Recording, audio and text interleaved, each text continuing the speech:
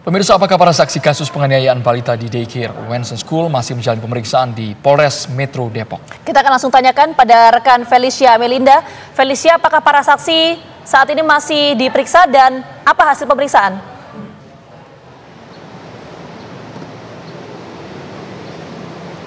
Ya, selamat sore Andromeda dan juga Gina Vita. Benar sekali bahwa hari ini Polres Metro Depok telah memeriksa 3 orang saksi atas kasus penganiayaan terhadap balita berusia 2 tahun dan juga 8 bulan yang terjadi di daycare Wensen School Indonesia, Depok, Jawa Barat. Dan untuk 3 orang saksi ini merupakan guru dari Wensen School Indonesia itu sendiri. Dan pemeriksaan tadi sudah selesai pada pukul 15.30 waktu Indonesia Barat, setelah tadi dimulai pada pukul sekitar 10.30 waktu Indonesia Barat. Dan pemirsa, untuk 3 saksi tersebut memang pada saat pemeriksaan didampingi oleh tim kuasa hukum dari korban dan juga didampingi oleh Kementerian Pemberdayaan Perempuan dan juga Perlindungan Anak.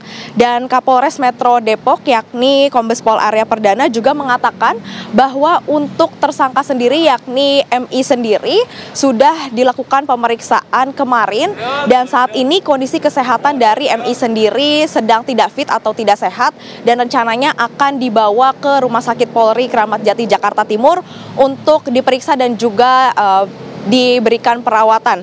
Dan pemirsa, juga menurut informasi yang kami dapatkan untuk kondisi di Wensen School Indonesia sendiri saat ini sudah dipasang polis line atau garis polisi, dan untuk motif dari penganiayaan yang dilakukan oleh MI kepada anak berusia 2 tahun dan juga 8 bulan ini memang masih terus didalami oleh pihak kepolisian. Namun memang beberapa waktu lalu MI sempat memberikan keterangan kepada pihak kepolisian bahwa untuk motif dari penganiayaan ini MI sendiri hilaf atas kejadian ini. Dan sebelumnya pemirsa, tersangka MI ini yang juga sekaligus pemilik daycare Wensen School Indonesia yang juga merupakan influencer parenting sudah ditangkap oleh pihak kepolisian pada hari Rabu malam sekitar pukul 22.00 waktu Indonesia Barat di kediamannya di Depok, Jawa Barat. Dan pemirsa, untuk orang tua korban sendiri yakni RD juga telah melaporkan kejadian ini ke pihak kepolisian dan juga ke pihak KPAI, yang mana dalam pelaporannya ini orang tua korban juga memberikan atau membawa sejumlah alat bukti seperti rekaman CCTV dan juga hasil visum yang mana memperlihatkan adanya bagian-bagian tubuh dari buah hatinya yang lebam dan juga terluka akibat adanya penganiayaan yang dilakukan oleh MI terhadap buah hatinya tersebut. Demikian Andromeda dan juga Gina Vita, saya kembalikan lagi kepada Anda di studio. Proses penyidikan masih terus berlangsung. Terima kasih Felicia Melinda atas laporannya. Selamat bertugas kembali. Pemirsa, kuasa hukum keluarga korban dan sejumlah saksi kasus penganiayaan balita yang dilakukan pemilik daycare Wensen School Depok, Jawa Barat mendatangi Lembaga Perlindungan Saksi dan Korban (LPSK) untuk mengajukan permohonan perlindungan pada Kamis kemarin. Untuk informasi selengkapnya sudah bergabung bersama kami ada Wakil Ketua LPSK, Ibu Susila Ningtyas. Ibu Susila Ningtyas, kami juga ingin tahu siapa saja Bu sebenarnya yang mengajukan perlindungan ke LPSK, karena sampai sekarang masih simpang siur jumlah orang tua yang anaknya menjadi korban. Iya, selamat sore Mas Andromeda. Kemarin memang sudah mengajukan permohonan perlindungan. Permohonan ini diajukan oleh 9 orang saksi dan 1 keluarga korban. Memang diketahui ada 2 korban ya saat ini yang memang diketahui mengalami penderitaan dari perlakuan atau penganiayaan yang dilakukan oleh pelaku. Namun baru 1 keluarga korban yang mengajukan untuk 1 orang korban. Yang 1 belum, karena memang mungkin masih trauma dan sebagainya. Demikian halnya yang sudah mengajukan juga masih mengalami trauma yang berat. Ya, 9 orang yang mengajukan permohonan perlindungan ke LPSK ini dasarnya apa, Bu? Apakah ada ancaman atau gimana? Ya, jadi mereka berstatus sebagai saksi dalam kasus ini, jadi otomatis mereka juga punya secara status hukum, mereka punya hak untuk mengajukan permohonan perlindungan kepada LPSK, dan juga mereka saat ini kan sedang menjalani ini ya pemeriksaan di Polres Depok ya berkaitan dengan kasus ini. Jadi dalam status hukumnya yang bersangkutan memang punya kewenangan, punya hak ya untuk diberikan perlindungan oleh LPSK.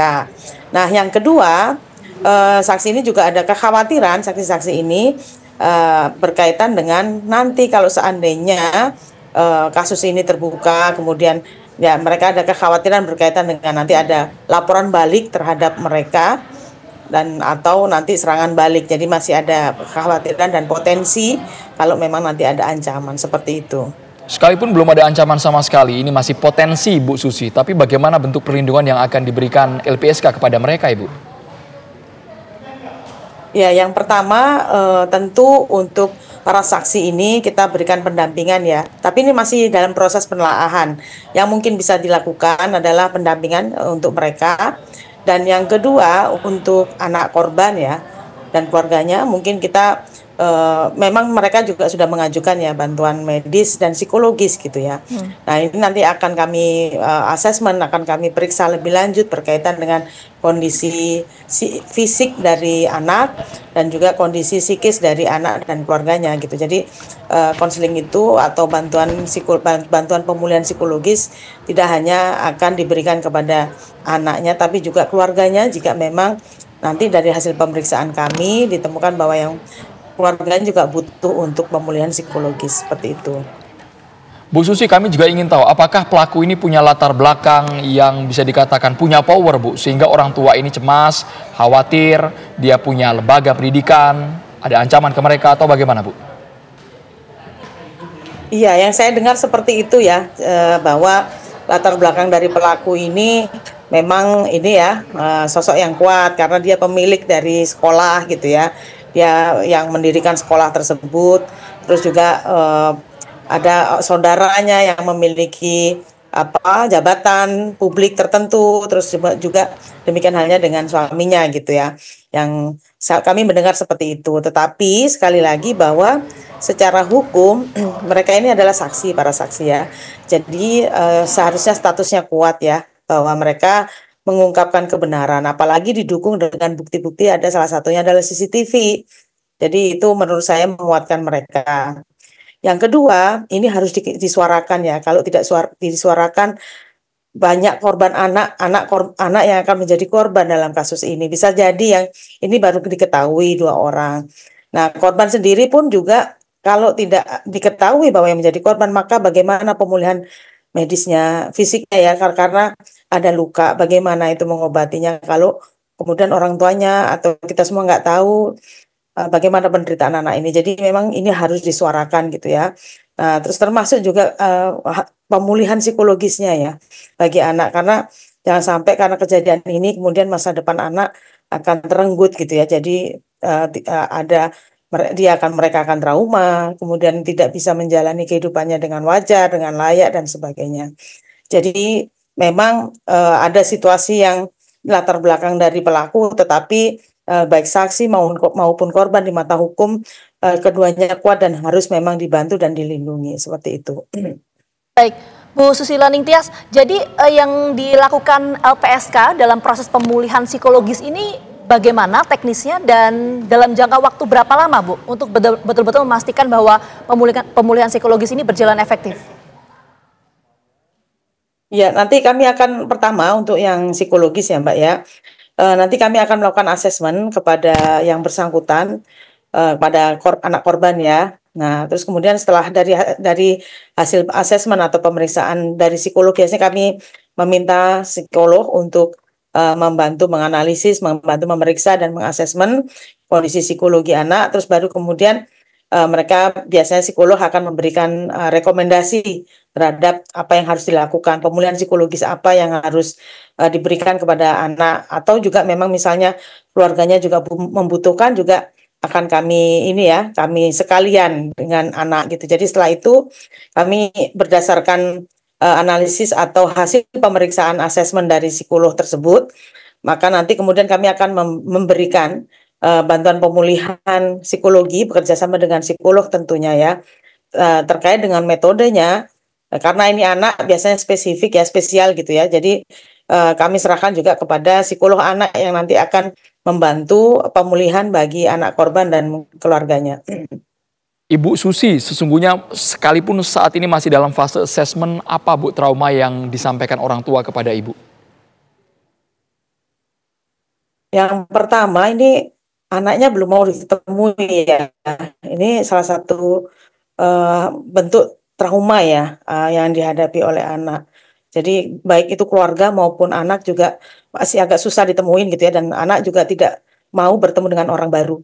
Nah ini yang selebihnya ini ya kemarin karena diwakili oleh kuasa hukum, jadi belum ada cerita detail berkaitan dengan bentuk trauma dari anak yang saat ini ya, kondisi yang saat ini. Karena yang sebelumnya kan disampaikan anak ini nangis-nangis terus ketika bertemu dengan pelaku misalnya, terus kemudian tidak mau bertemu dan sebagainya. Nah saat ini itu yang terakhir yang kami ketahui itu bahwa anak ini dan keluarganya masih belum mau bertemu dengan orang baru, tetapi ya mungkin mereka butuh waktu gitu ya.